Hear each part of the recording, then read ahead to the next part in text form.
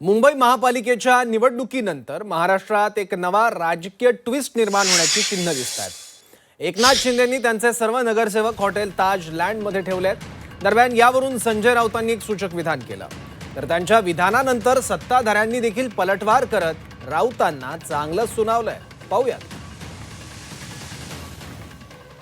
मला कालच जायचं होतं, म्हटलं अरे बापरे, इथे तर कैदखाना केला, एरवडा जेल केली आहे।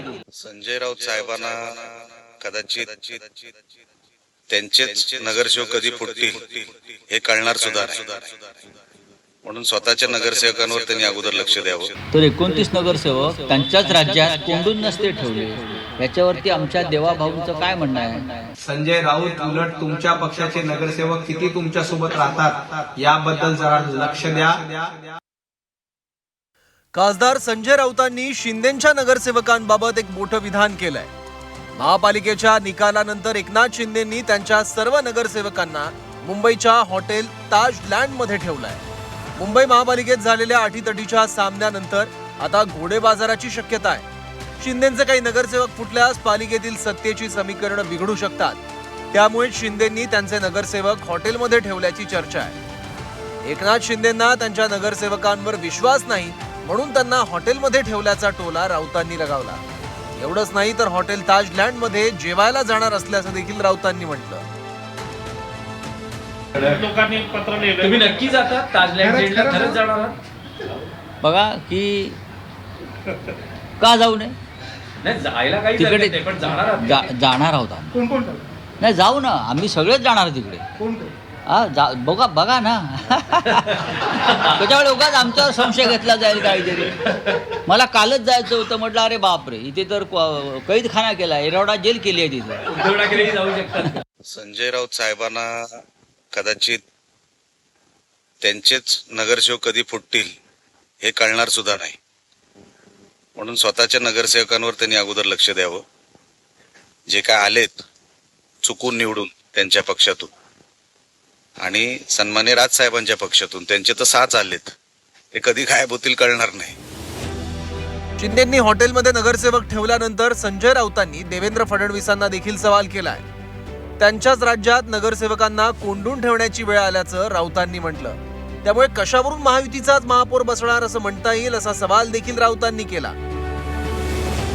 तर आम्हाला नगरसेवक फुटण्याची भीती नाही, तुमचे नगरसेवक तुमच्याकडे राहतात का ते बघा, असा सूचक इशारा नवनाथ बन यांनी दिला। महायुतीचा महापौर बसला असता तर 29 नगरसेवक कोंडून नसते ठेवले ना त्यांच्या सहकारी गटानं। जर एवढं सोपं असतं तर 29 नगरसेवक त्यांच्याच राज्यात कोंडून नसते ठेवले, याच्यावरती आमच्या देवाभाऊंचं काय म्हणणं आहे? त्यांची सुटका करा। त्यांचे नातेवाईक काही नगरसेवकांचं कदाचित अपहरण झालं म्हणून तक्रार देऊ शकतात। तुमचे आमदार हे ईडीला किंवा सीबीआयला घाबरून गेले नव्हते, तर उद्धवजी ठाकरे यांच्या अहंकाराला कंटाळून त्यांनी तुमचा पक्ष सोडला होता आणि नगरसेवक फोडण्याची भीती कुणालाही नाही, एकनाथजी शिंदे यांना देखील नाही। संजय राऊत उलट तुमच्या पक्षाचे नगरसेवक किती तुमच्या सोबत राहतात याबद्दल जरा लक्ष द्या। तुम्ही असाच अहंकार ठेवला तर तुमचे नगरसेवक देखील तुम्हाला सोडून गेल्याशिवाय राहणार नाहीत।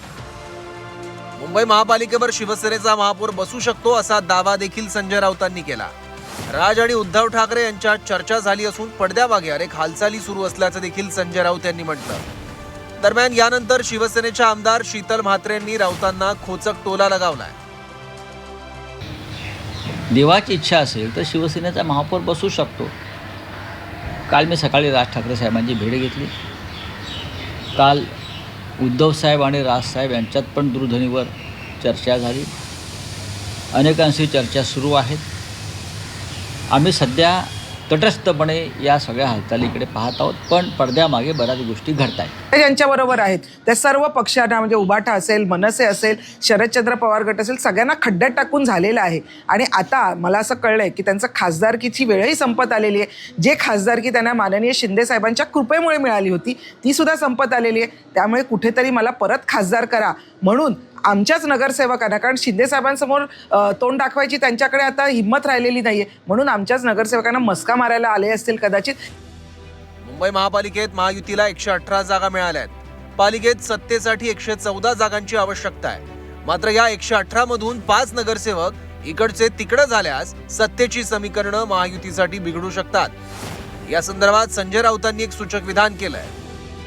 प्रचंड पैसा सत्ता याचा वापर करून पण त्यांना फक्त 4च बहुमत मिळालं आहे. आणि मी तुम्हाला एक ऐतिहासिक सत्य सांगतो, तुमचं बहुमत किती मोठं असू द्या किंवा छोटं असू द्या, बहुमत हे चंचल असतं. हे लक्षात घ्या. बहुमत हे चंचल असतं, पाऱ्यासारखं. ते इथून तिथे तिथून इथे कधी सरकू शकतं.